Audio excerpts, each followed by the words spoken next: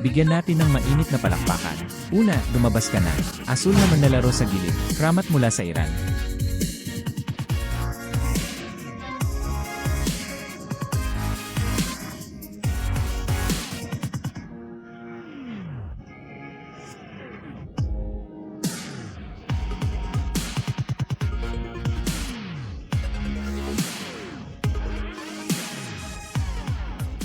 Maligayang pagdating sa pamamagitan ng isang pag-ikot ng payamakan. Manlalaro ng Red Side, Yihailong mula sa Inland China.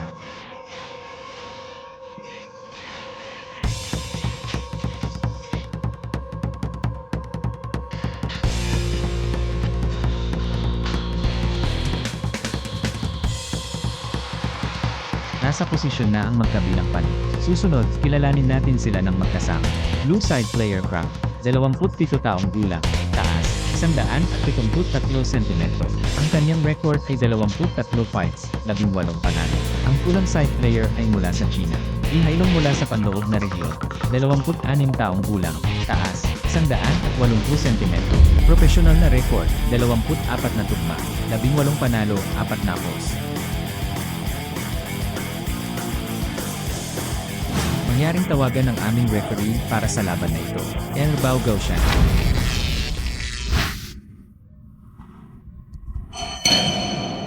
Kamusta mga kaibigan?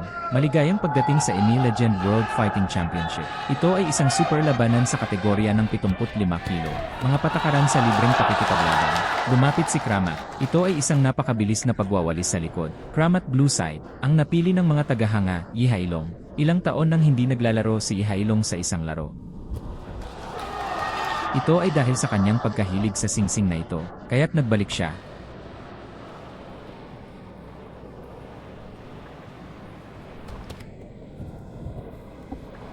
Napakabilis ng pag-atake ni Kramat. Okay, patuloy na pindutin. Bagamat medyo malakas ang mga paggalaw, ang paglipat na ito, sige, ngayon lang isang mabigat na suntok ang tumama kay Yihailong. Ang dalawang taong ito. Sinamantala ni Yihailong ang paghuli sa binti ng kalaban at sinubukang makalaya. Magpahinga, ngayon lang medyo nanginginig si Yihailong. Magkabilang panig, nakita ko ang magkabilang panig na nagpalitan ng mga suntok. Medyo hindi pa rin sanay si Yihailong. Yihailong, kailangan mong maging maingat sa sandaling ito. Siguraduhin na ilagay ang iyong sarili sa maayos na kalagayan. Gumawa si Kramat ng isang serye ng mga malalaking swings. Ni isa sa mga panig ay hindi gumawa ng anumang mga pagkilos. Sa puntong ito, talagang binibigyan ni Kramat ang kanyang kalaban ng isang silid sa paghinga. Sa mga sandaling iyon, hindi naglakas loob si Yihailong na gumawa ng anumang mga pagkilos.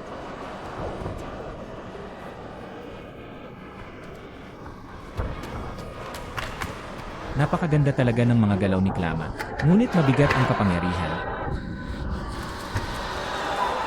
Sinundan ni Yihailong ang kanyang binti. Kramat na may isang binti sa lupa. Patuloy siyang umiikot ng ilang sandali. Sa puntong ito, nahihirapan na si Yihailong na magpatuloy sa pag-alis.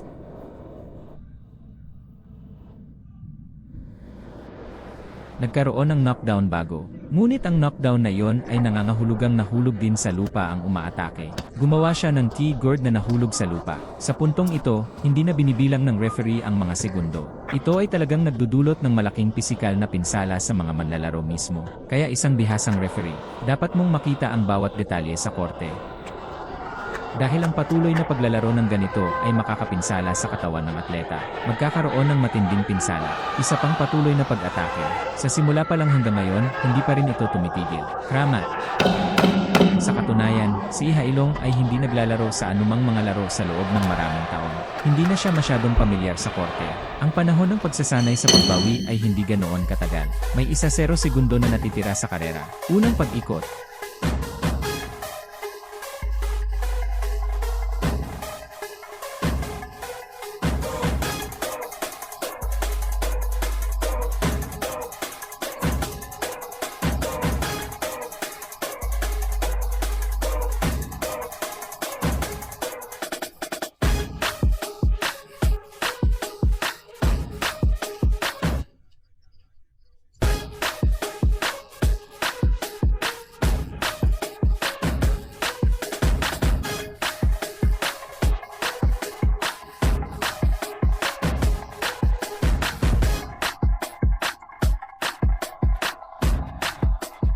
Oras na para sa ikalawang pag-ikot.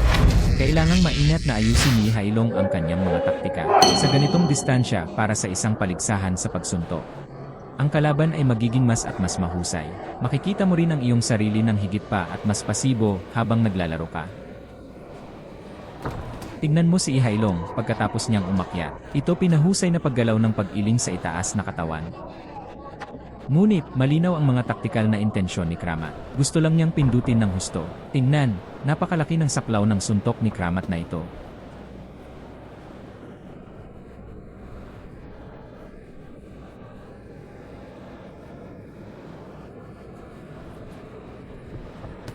Sa halip, pinagsasama nito ang mga kamao at sipa. Ito ay lubos na nakamamatay. Para sa ilan sa mga pagkilos na ito, ang ilan sa mga mas malalaking paggalaw, nais ni Ihailong na gawin ito ng epektibo. Isang napakatumpak na counter-attack na may isang backup swing punch. Ayaw ni Ihailong na bigyan ng ganoong distansya ang kabilang partido. Sa unang round, si Ihailong ay nakatanggap ng isang mabigat na suntok. Trauma pa rin sa buong katawan. Sa oras na ito, maraming mga aksyon ang kasangkot. Pati na rin ang hindi tumpak na pagsusuri ng distansya. Tignan natin ang pangalawang laro ni Ihailong matapos siyang pumasok. Gayunpaman, may ilang napakakapaki-pakinabang na mga bagay na nagawa. Ilang pagbabago sa kanyang kasalukuyang kalagayan. Kapag siya ay nag-aatake at nakapikit ang mga mata, magkakaroon ng tuloy-tuloy na pag-ugong upang maiwasan ang pag-ugoy ng kalaban ng ligaw na nagdudulot ng pinsala sa sariling ulo. Pagkatapos ng itinulak ni Kramat ng agresibo, si Ihailong ay magsasagawa ng side flash sa kaliwa o kanan. Kasabay nito, i-play ang front hand flat hook. Ang dalawa ay nakahiga sa sahig. Sa totoo lang, si Ihailong mismo ang makakakita nito. May mga palatandaan na hindi nakapagsanay sa loob ng maraming taon. Ang bawat pagkilos ay isinasagawa sa panahon ng pagpapatupad. Nakalimutan na nila ang kanilang sariling proteksyon. Ito ay isang leg relay push. Ang pagkilos na ito mismo ay walang praktikal na kahulugan. Nakakagambala lamang ito sa opensibong ritmo ng kalaban. Kailangang maging maingat si Ihailong sa sandaling ito. Kapag gumaganap ng mga paggalaw, ang kamay na ito ay karaniwang humihila pababa.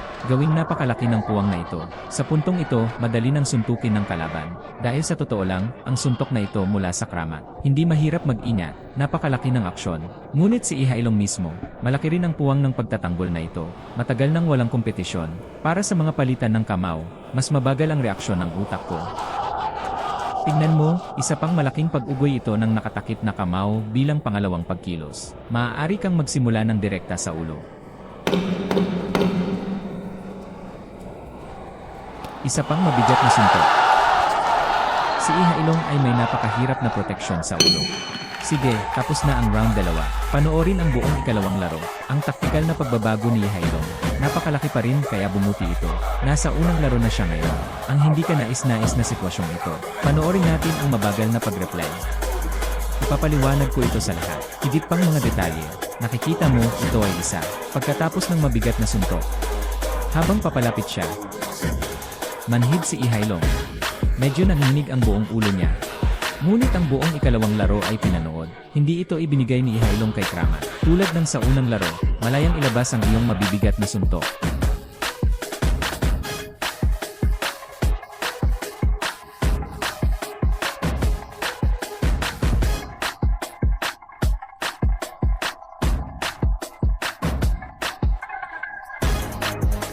Round 3, ang huling pag-ikot ng labanan.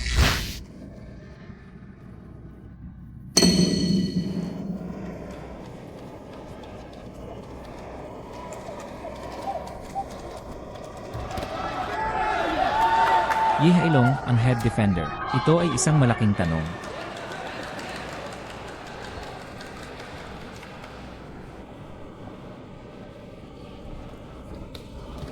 Mukhang nagbukas na si Ihailong. Pero siya ngayon. Dahil sa mahabang panahon ng kakulangan sa pagsasanay. Mahirap talagang maabot ang pinakamainam kong kalagayan sa Atletico sa kabuuan. Sa sandaling ito, nagbago ang paninindigan ni Kramat.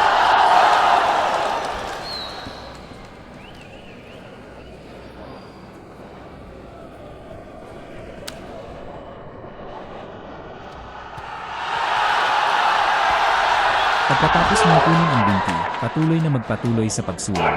Hindi ito pinahihintulutan ayon sa mga patakaran. Panoorin natin ngayon ang footwork ni Ihailong sa ikatlong laro.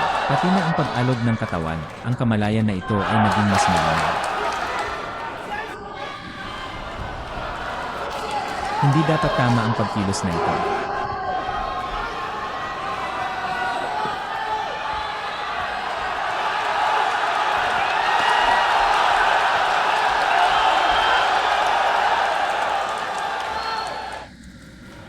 Sa puntong ito, ang mga paggalaw ay hindi na masyadong pamantayan.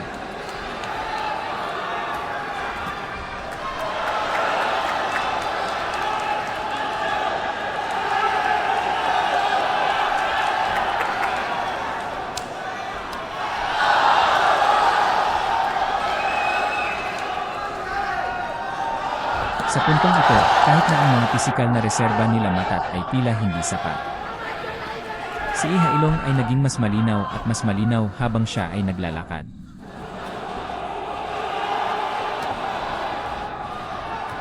Ngayon, ang malaking swing ni Kremer.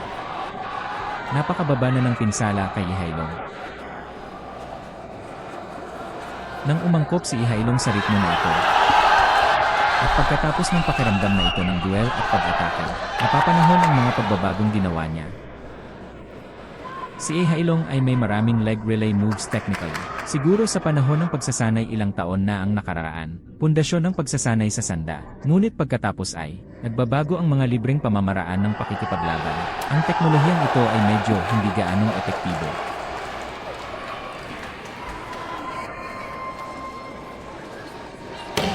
Sampung segundo na lang ang natitira sa karera. Sabi nga ni Ihailong, ang mga larong ito ay naglaro ng may matinding katatagan. Sige, tapos na ang ikatlong round.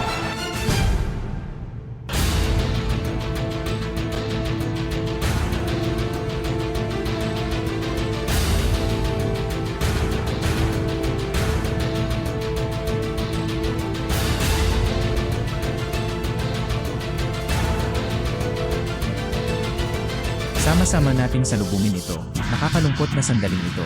Hukom Gire, 1, 28 hanggang 28. Hukom Gire, 2, 28 hanggang 28.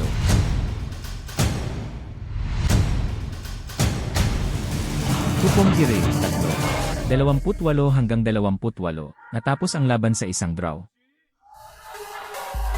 Ayon sa ating kompetisyon, isang tie-in game.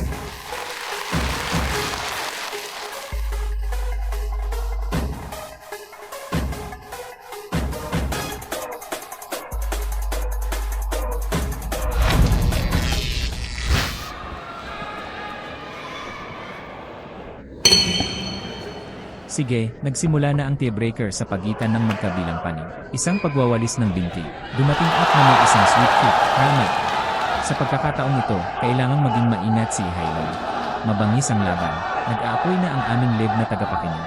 Ito ay napakakapanapanabi. Nakatayo na ang lahat at nanonood ng laro.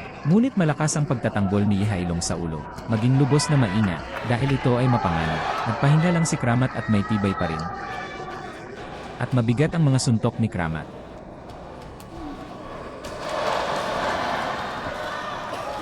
Mula sa pananaw ng mga teknikal na reserba at nilalaman, nalampasan pa rin ni Ihailong si Kramat. Ngunit ang estilo ng opensiba ni Kramat ay napaka-one-dimensional. Ito ang karanasan sa teknikal na taon ng walang kompetisyon. Yaong mga kasanayan ay mas mayaman at mas advanced kaysa sa kanilang mga kalaban. Isang manlalaro, laban sa isang medyo agresibong pamamaraan. Isang medyo one-dimensional na manlalaro. Ito ang Kramat Big Swing. Isang beat ng isang malabo at malabo diskarte.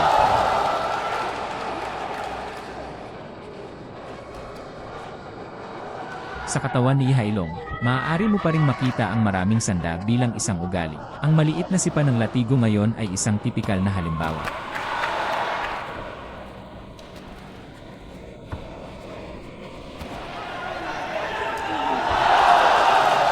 Kailangan pa ring mag-ingat si Ihailong. Madaling masira ang kanang kamao ng kalaban sa kanyang depensa, kaya maging maingat.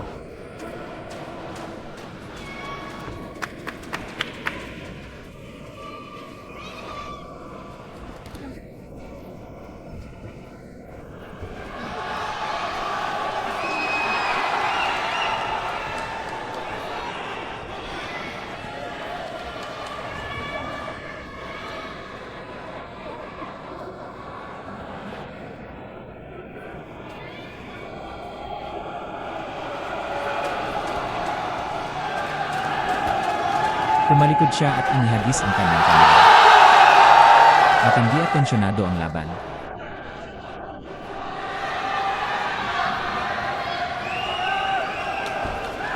Tungkol sa laban na ito, sa totoo lang, sa palagay ko ay marami pang mga highlight na dapat panoorin. Hindi ito tungkol sa mga taktika mismo. Ito ay mga damdamin na lampas sa mga taktika. Sa pagtingin kay Hailong, bagamat matagal na siyang hindi naglalaro. Ngunit ngayon, ang kalidad ng pagkilos ay tama na. Ang pagnanais na atakehin ay hindi mahina. Medyo matapang.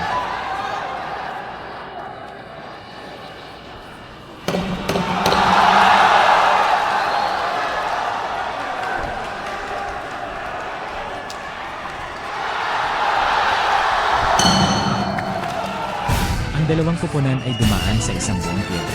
Makinig sa referee na ipahayag ang mga resulta ng tugma.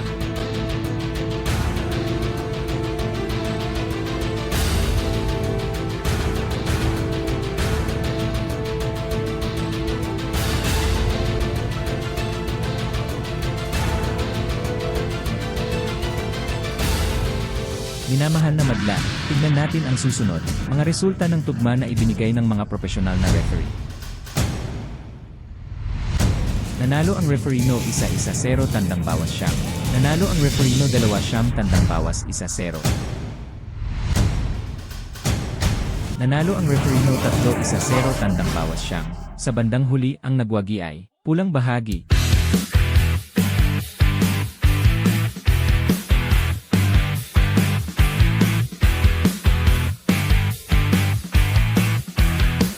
Hindi talaga madali.